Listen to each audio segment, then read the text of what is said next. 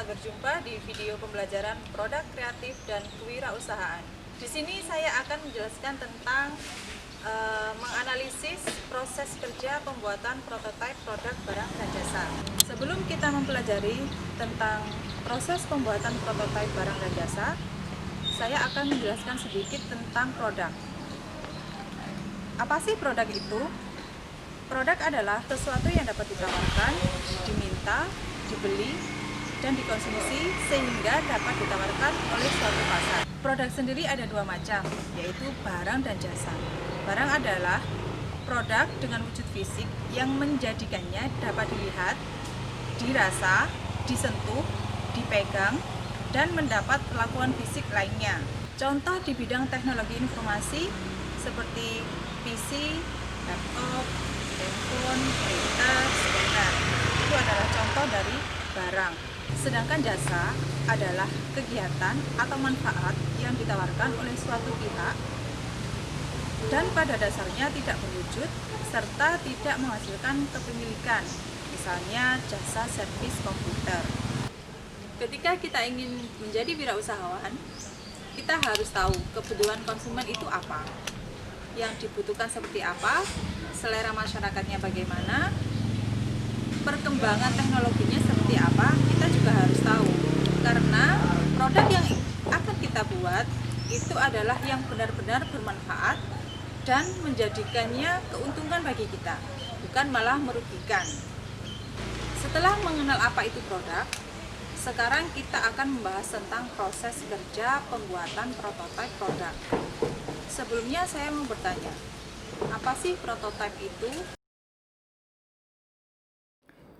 Prototipe produk adalah bentuk dasar dari sebuah produk yang merupakan tahapan yang sangat penting dalam rencana pembuatan produk karena menyangkut keunggulan produk yang akan menentukan kemajuan suatu usaha di masa mendatang. Apa sih gunanya prototipe? Jadi, untuk mengetahui apakah barang yang akan kita buat sudah sesuai dengan permintaan customer atau belum, sebagai developer membangun aplikasi yang diinginkan oleh user dan setelah aplikasi selesai, padahal customer tidak puas dengan hasilnya, maka hal itu akan sangat mengecewakan di mana kita harus membangun kembali proses awal di mana hal tersebut akan memakan banyak waktu dan biaya dalam pembangunannya. Maka dari itulah diperlukan prototyping. Selanjutnya adalah bagaimana produk itu dibuat. Dalam pembuatan produk ada yang namanya desain produksi, yang artinya susunan langkah atau susunan skema proses produksi dari awal sampai produk jadi, atau sampai dikemas dan diedarkan kepada konsumen. Di mana pada desain produk ini ada beberapa hal yang perlu diperhatikan, yaitu jenis produk. Jadi produk kita itu apa? Kedua adalah metode pembuatan atau bagaimana produk tersebut dibuat.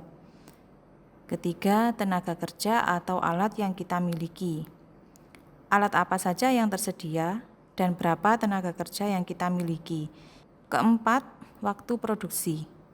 Kelima, model. Terakhir adalah urutan proses, di mana urutannya adalah yang pertama, menentukan model. Kita harus menentukan model prototipenya itu seperti apa. Kalau sudah menentukan model, proses yang kedua adalah membuat prototipe. Membuat prototipe itu kita harus tahu keinginan konsumen itu seperti apa.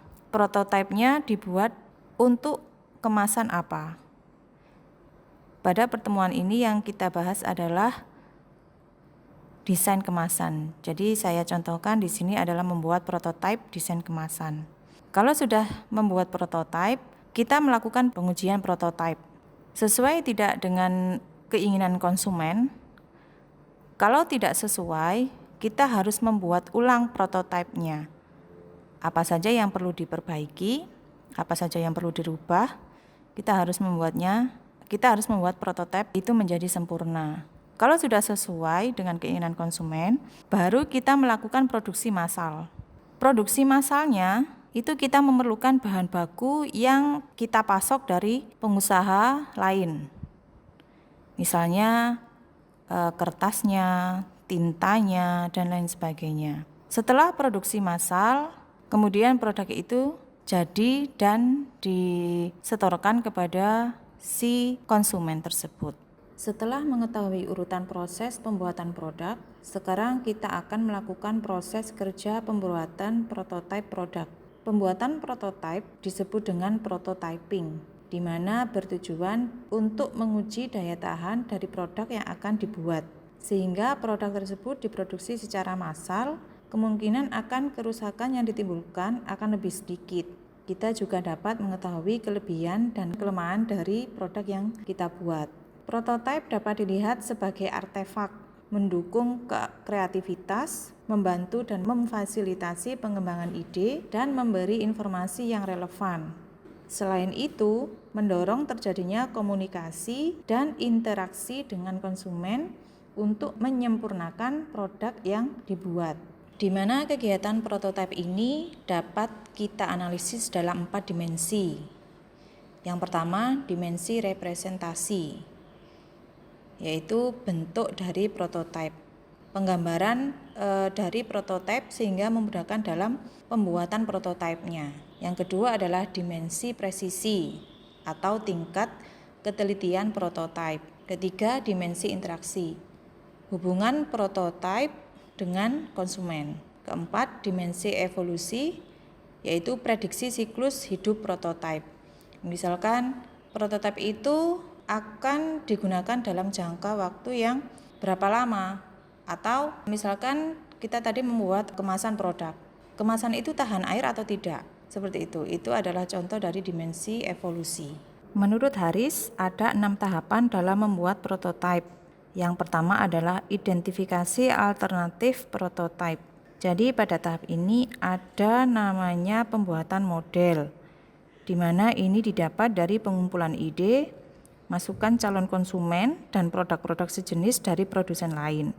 Dari sini kita hasilkan gambar kerja. Kedua, rancang bangun prototipe. Rancang bangun ini berdasarkan hasil dari gambar kerja.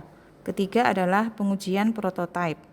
Jadi pada pengujian ini digunakan untuk memastikan produk tersebut dapat dijalankan. Apa saja yang perlu diperbaiki dan kelebihan kekurangan dari prototipe kita. Keempat, siapkan prototipe USD atau User System Diagram. Prototipe yang sudah diuji, kita identifikasi bagian-bagian dari prototipe sesungguhnya. Setelah itu, kita evaluasi dengan pengguna. Kita komunikasikan dengan pengguna atau konsumen sehingga mendapatkan masukan atau evaluasi mengenai produk tersebut. Sehingga produk tersebut akan diperbaiki atau sesuai dengan keinginan konsumen. Terakhir adalah transformasi sistem secara menyeluruh. Ada tidak yang perlu dikurangi atau ditambah. Itu tahapan dalam prototipe menurut Harris. Alur dan proses kerja pembuatan prototipe. Pada dasarnya, alur dan proses kerja pembuatan prototipe ada 3, yaitu pengulangan desain, pengulangan engineering, dan pengulangan produksi, di mana ketiganya ini saling berkaitan. Yang pertama adalah pengulangan desain. Pada proses ini, wirausahawan membuat bentuk fungsionalitasnya dan cara membuat produknya, kemudian membuat desain awal, seperti sketching sampai dengan bentuk 3D. Diskusi dengan konsumen untuk mendapatkan umpan balik dan diperbaiki. Pengulangan ini dilakukan sampai konsumen sepakat dengan desain tersebut. Setelah sepakat, proses selanjutnya adalah pengulangan engineering. Fase ini adalah cara membuat produk sesuai dengan yang diinginkan. Setelah dibuat, ditunjukkan kepada konsumen. Jika masih ada umpan balik, kalau masih ada, kita perbaiki, lakukan kembali proses ini. Yang terakhir adalah pengulangan produksi.